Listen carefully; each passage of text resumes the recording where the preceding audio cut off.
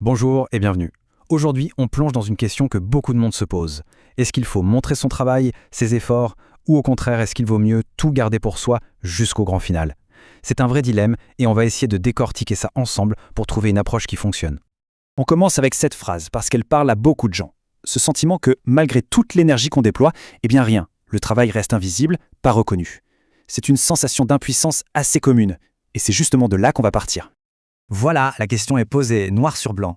D'un côté, on a cette image un peu romantique de l'artiste qui crée en secret, et de l'autre, la réalité d'un monde où, bien souvent, ce qu'on ne voit pas n'existe pas.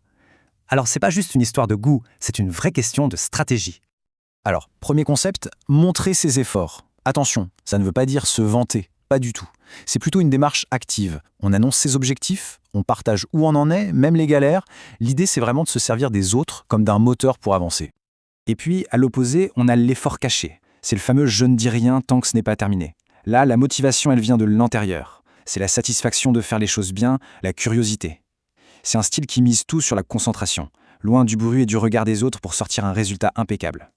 Bon, maintenant, ce qui devient vraiment intéressant, c'est de comprendre pourquoi. Qu'est-ce qui, au fond, nous pousse à choisir l'un ou l'autre? Parce qu'il y a de vrais mécanismes psychologiques qui se cachent derrière tout ça. Quand on choisit de montrer ses efforts, on active sans le savoir des leviers psychologiques assez puissants.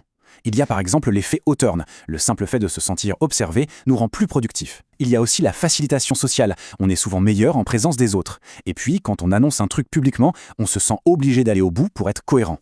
C'est un vrai boost de motivation qui vient de l'extérieur. À l'inverse, cacher son travail, ça vient souvent d'une motivation intrinsèque. On le fait pour le plaisir de le faire. C'est ce qui permet d'atteindre cet état de flow, vous savez, cette concentration totale où on est super créatif. Mais il faut être honnête, parfois ce silence, c'est aussi une protection. Ça peut cacher une peur de l'échec. Si personne ne sait, personne ne peut critiquer.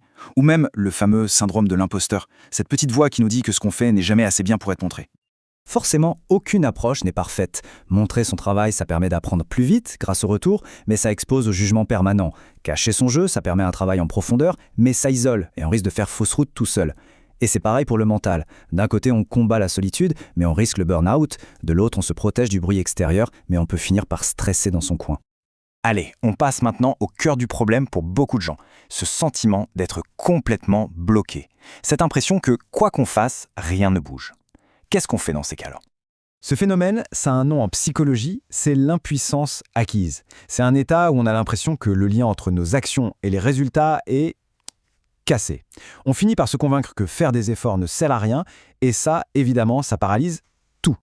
Et donc, la recommandation pour s'en sortir, c'est de commencer, presque comme une thérapie, par montrer ses efforts.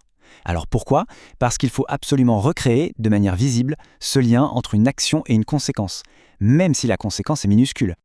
Évidemment, quand on n'a plus d'énergie, l'idée même de dire « je vais faire ça » peut sembler une montagne. Mais heureusement, il y a une autre approche, beaucoup plus douce, qui ne passe pas par les mots, mais par les actes.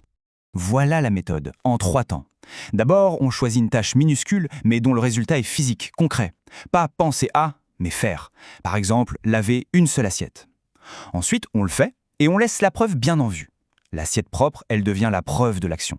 Et enfin, étape cruciale, on observe cette preuve et on se dit « c'est moi qui ai fait ça ». L'idée derrière ça, elle est vraiment forte. Le petit changement physique devient une preuve irréfutable de notre propre pouvoir d'agir sur le monde. Ce n'est pas un coup de chance, ce n'est pas quelqu'un d'autre qui l'a fait, c'est le résultat direct d'une décision et d'une action. Et c'est comme ça qu'on réapprend, petit à petit, que nos efforts ont un sens. Une fois que cette énergie est revenue, on peut passer à une stratégie plus fine, plus durable, une approche hybride qui va piocher intelligemment dans les deux styles. Parce qu'un projet, ce n'est jamais tout noir ou tout blanc. Au début, c'est super utile de montrer ses efforts pour avoir des retours, trouver du soutien. Puis vient un moment où il faut se mettre dans sa bulle, se cacher pour vraiment bosser en profondeur.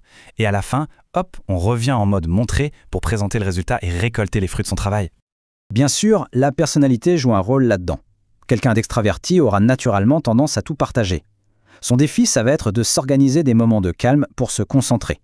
À l'inverse, quelqu'un d'introverti devra faire l'effort de sortir de sa coquille à des moments clés pour ne pas rester seul avec ses questions ou ses problèmes. Au final, le but n'est pas de choisir un camp contre l'autre. La métaphore du vélo est parfaite pour ça. Il faut les 2 roues pour que ça roule.